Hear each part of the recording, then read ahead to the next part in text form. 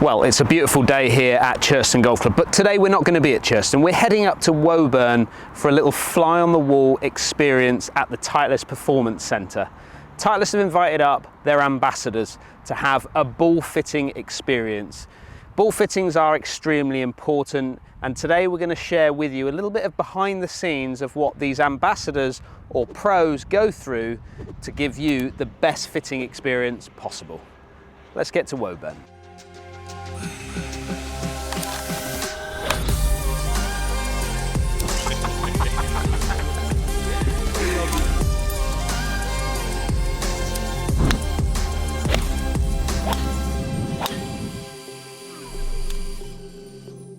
So what we'll do, we'll let a couple of shots to this front flag here.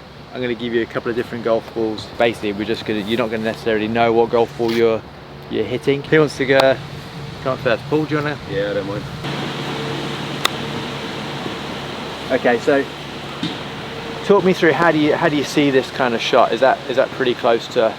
That's superb, mate. That is, I mean, that's the best chip I've had in 20 years, isn't it?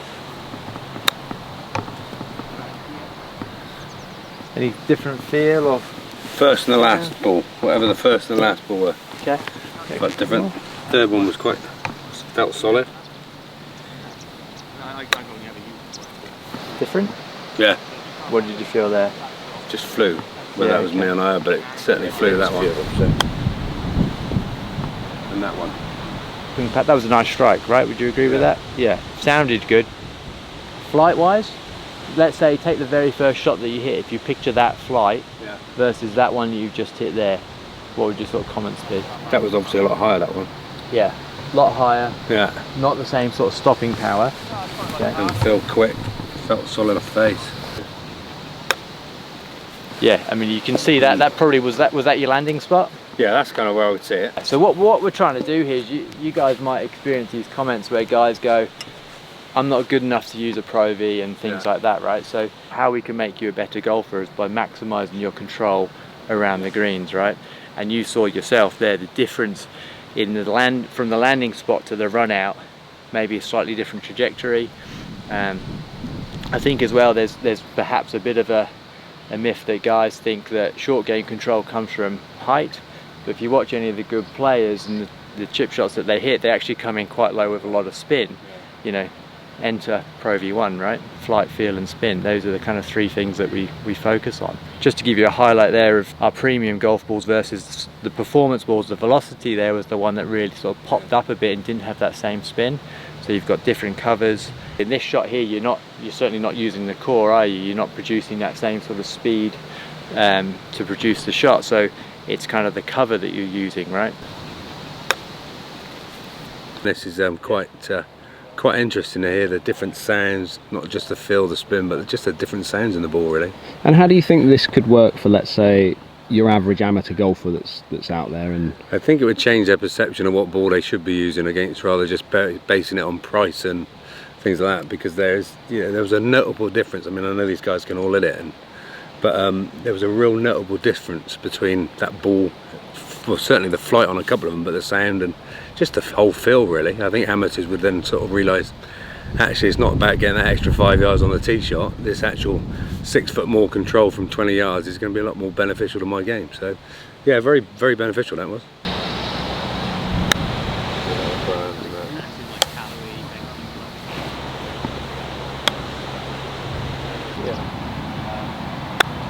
so why now, we've come back to what, 50 yards? 50 yards, yes. Why now do we then bring out numbers and TrackMan from here and not, let's say, at the sort of little chip from the edge of the green? I think because when we get closer to the green, players will have a certain technique, they'll have a certain idea on the visual of the shot that they want to play. They'll experience the differences in launch and trajectory, and then the control element, the amount of rollout. But here just backs it up with numbers, okay? So we can use TrackMan over a slightly bigger distance to kind of highlight the difference between the golf balls and their performance.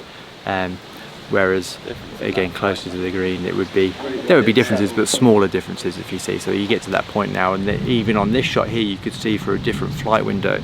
I mean, we had the sort of premium golf balls launching at 30 degrees, and then the the performance at 38. So a massive difference, and a huge difference in the spin as well.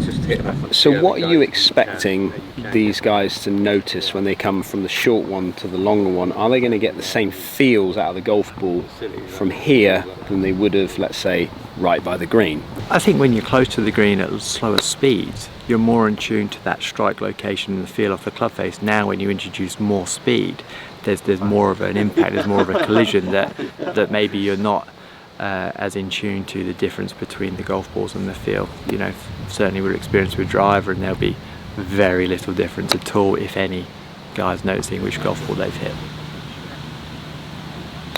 Yeah, that's a tricky.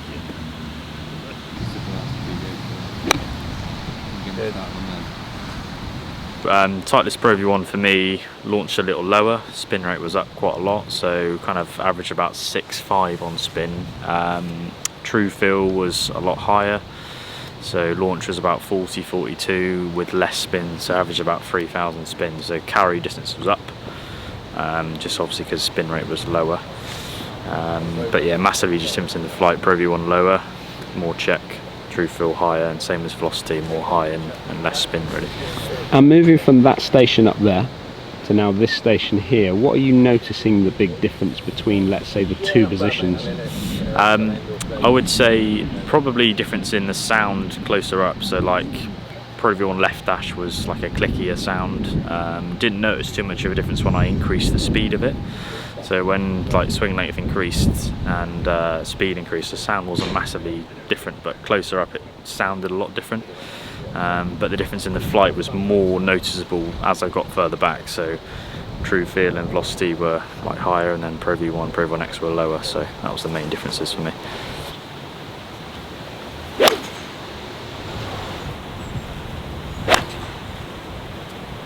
Basically, we've just been hitting some full shots, some 7-iron shots, again just to see the difference in the spin rates, preferences for that player.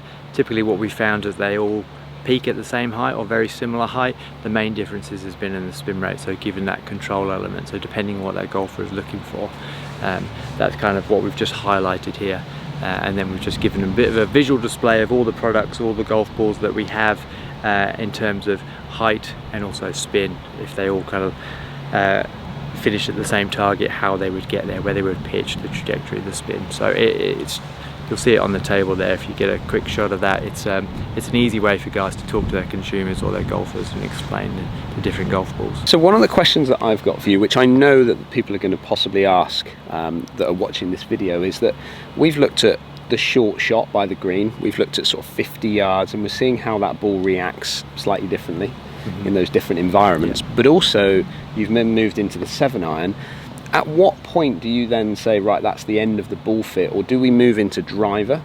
You know, there are lots of other irons in the bag. How does that all how does that work for you as a fitter? So having now hit the 7-irons, we will go back to the tee. The last club we will fit for a ball fit is a driver. So basically we've established that the key areas of performance are closer to the green, and then we will then make sure that the driver then fits that golf ball. So we wouldn't fit the ball to the driver, we'd fit the driver to the ball. So perhaps a different way of thinking about it to what people would typically think.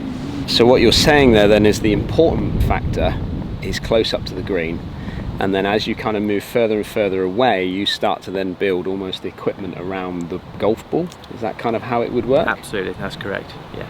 Andy, then for you, how was this experience of going through a ball fitting? Big eye-opener really. Never appreciated the difference a ball makes on the short game. The real soft, gentle shots in terms of launch angles and spin. A lot of our amateurs come and talk to me about driver spin rates. I'm spinning it too much, I need to take spin off because my ball's stopping in the wind because we're links golf. And the difference really between the highest spinning ball and the lowest spinning ball is so marginal it won't make any difference.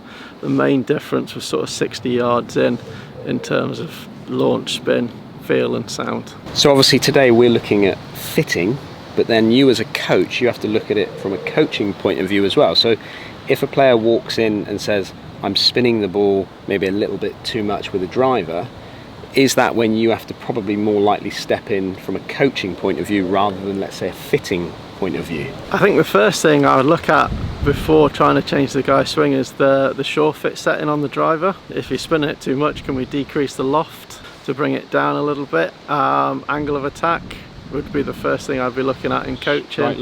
Strike location, yeah, get it more higher up the face. Tee height, lots of simple things you could really look at to improve that pretty much straight away. And then from a short game point of view, which I think is the biggest eye-opener today, you can make some changes with not just technique but with ball, couldn't you? Sort of 50 to 30 yards in, when you are hitting the ball a little bit harder than the little chip shot and you're breaking through the cover, so you're bringing in the inside of the ball into it, that's where you can change the flight and change how it stops on the green. Very nice, lovely shot there, getting dialed in there.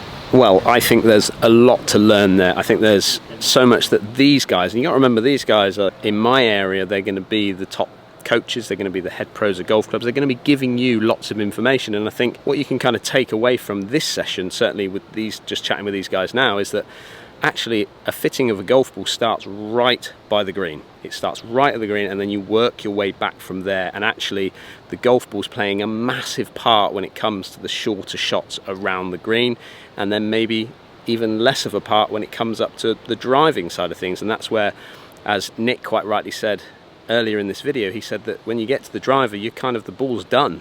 You're now moving into fitting the driver kind of around the ball. And as I spoke to Andy about, you know, he talks about different strike locations, different settings within the club. But I'd like to hear what you think. Are you somebody that's gone for a ball fitting? If you are somebody that's been for a ball fitting, I'd like to hear down below. I'd also like to hear down below if you're someone that's interested in doing ball fitting, but give yourself time. Make sure you go through this process. Make sure you spend an hour with the coach, spend an hour with the fitter, and really dial in and ask the questions that hopefully are going to help your game. Don't forget, if you're new to our channel, hit that subscribe button, and we'll see you all again very soon.